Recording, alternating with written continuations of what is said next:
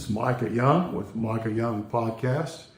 Thank you so much for being with us. We're excited about today's podcast. We're here with Sonya. And Sonya did another podcast with us several months ago. And it was really one of the good ones, I guess. Had a lot of good response on it. How you doing? Doing great. Good. Beautiful day. One of the things that impressed me about Sonya is, I guess out of all the people that I know that have heard the information, the truths about shame, she has been the most willing to allow the Father to work it into her heart and to make some significant changes in her life as she understood all that the Father has done for her to eliminate shame in her life. And so we shared last time, and we just kind of want to follow up with that and kind of let her share where she's at and what things have changed since then. Does that sound about right? Sounds perfect. Okay. We're just going to start. We have some questions I want to ask her, and then we're going to discuss those. And the first one is, what kind of issues did you face because of shame when it came to relationships? And shame has this personal impact on it, but it also has an impact on how we relate to one another. So when you first discovered that, how did you see it impacting your relationships? Well, as you mentioned in one of your podcasts earlier, shame has to do with the relationship with yourself first and foremost, and your perception of yourself. And that's going to skew any relationship that you have. But, it's just, you have, like you said, you have these conversations in your head, and what voice are you listening to? The voice of the flesh or the voice of the enemy, or in the voice of the enemy or the voice of the Spirit. And I tell you what, when you're dealing with shame, that voice of the enemy is so much louder, and that you just start believing the lies, and it brings out all that insecurity. You're not worthy of relationships, and just struggling with, expectations, like you mentioned. Mm-hmm. And I expected my relationship to give me my identity. If that wasn't successful, I couldn't be happy. And not only that, but I also,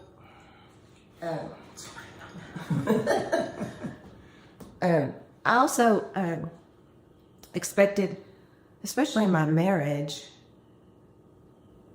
my husband is very independent, and as we talked about, shame makes you very codependent, and those two do not mesh well together.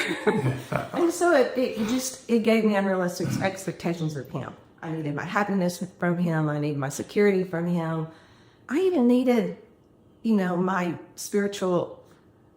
I made him responsible for my spiritual relationship. Like, take me to church, do this for me, make me stronger. And you just can't put that kind of burden on somebody, and that makes it very difficult. And that's a setup for failure.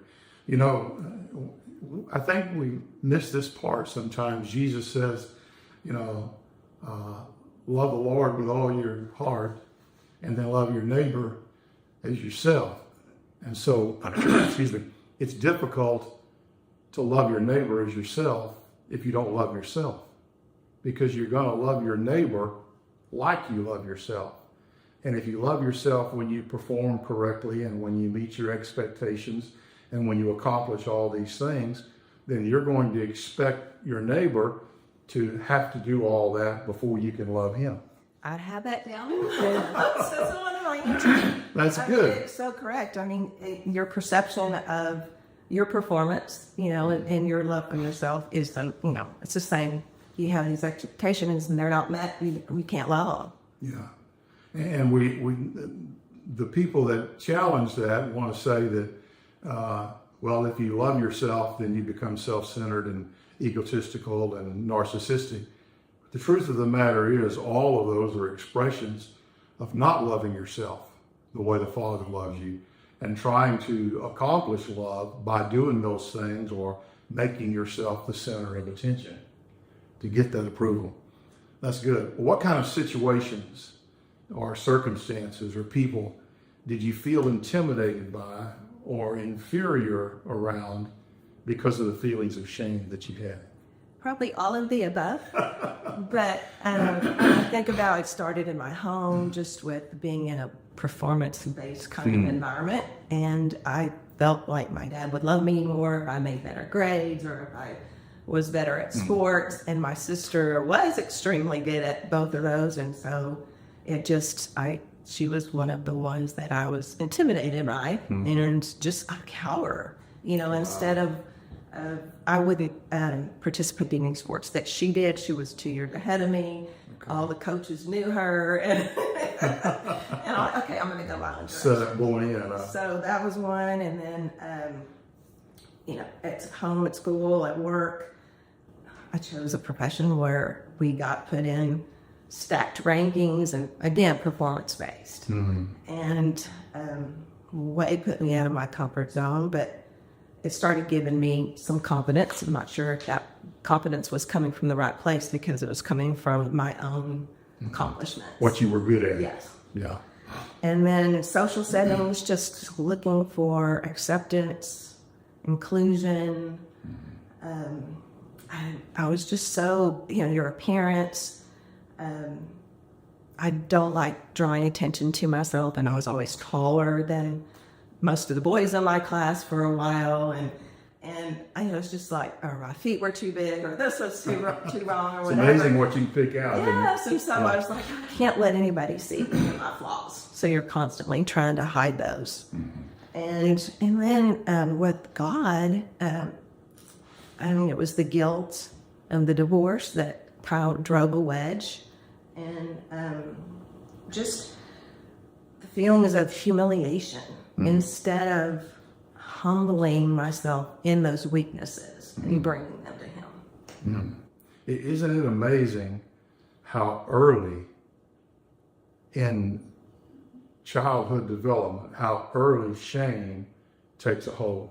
Oh my gosh, I can't imagine anyone's life that doesn't have some degree of that in it. I mean, all it takes is a frown from a parent at a critical moment, and all of a sudden, well, I'm not valuable, I'm not important, I'm not measuring up. And the enemy offers interpretations to those things that may or may not be legitimate, but we embrace them as part of our life, and it shapes us. Shapes us how we respond to people from then on.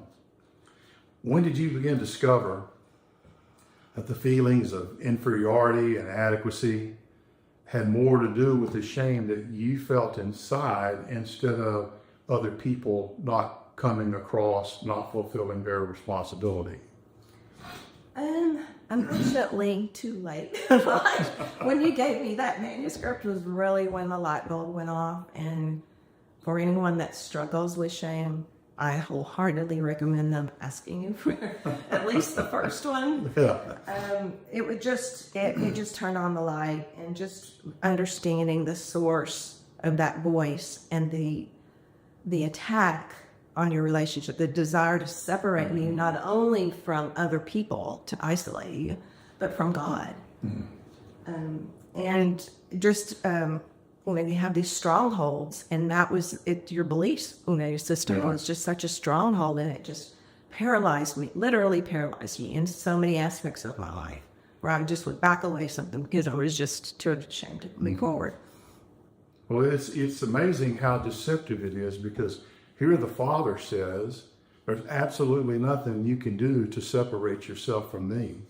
And here the enemy tells us, well, yeah, you just did when you didn't measure up, when you do that. And not realizing how the Father's still reaching out. He's still longing to have fellowship with us. And we're over here trying to compensate for these feelings that we have in order to fellowship with you. And it's just a deception that puts it all back on me. Well, how did your relationship with the Father and your fellowship with the Father, how did that help you navigate the setups in your life where you were operating out of shame or trying to measure up? How did that relationship with the Father play out? Oh gosh, through a lot of prayer for just changing my heart, number one, and understanding His perspective of me, And if he can love me, it can't be that bad, I guess. And just praying to use those weaknesses, overcome them with confidence, but to use those weaknesses to draw me closer to him. That's a great point. You know, we have a tendency to think our weaknesses are there for us to compensate for. The truth of the matter is our weaknesses are there to reveal that we are weak and we can't do anything about it, but he has all the answers. I have a friend that just sent me a t-shirt that he bought, and it says, "I can't, but I know a guy." You know, God's not a guy, but at least it's good to recognize that you can't, but I do know someone who can make me feel love, who wants me to feel love in that relationship with him. How is it different now when you find yourself in those circumstances that may be ripe for shame, or even circumstances or people that you've been around in the past and you felt inferior with them? How is it now that you're able to engage those people and navigate that without falling back into the shame? I still work at that, but I do have, pray for the wisdom, for the words, for situations to demonstrate the confidence that he has given me from being, with me during all this time, and that I'm not alone. And one of the most, a relationship with a person that was probably the most intimidating for most of my life, had a conversation with that person recently, and for the first time, and it was about Jesus and about salvation and why God sent Jesus, and that person is struggling with some of the concepts that, due to past experiences with religion, but this person just told me, "Wow, I see a difference in you that I've never seen before," and acknowledge that, and that just gave me such a sense of security with God that he is with me, and just using the example, Richie, when you start with people and I just can't stop talking, I know he's with me, and that just gives me the strength. Well, one thing I noticed that I don't want to say impressed with, blessed by maybe, is you talked to me about that relationship and about that encounter. And the thing that stuck with me is that before I went into it, I went to the Father and said, "Okay, how do I deal with this? I don't want to deal with it the way I've always dealt with it. I don't want to go away with the shame that I've always, and inferiority that I've always felt with." But I went to the Father and I said, "I want you to give me wisdom to know how to navigate this." And a lot of people are so caught in that routine, so caught in that habit, they really can't imagine doing it a different way. And if it's left to my own devices, I won't come up with it. Right. I'll rely on what I'm comfortable with or what I'm familiar with. But to be willing to go to the Father and say, "Okay, I need something new here. I need something different to be able to express you in this and not go away just feeling humiliated or less than because of you."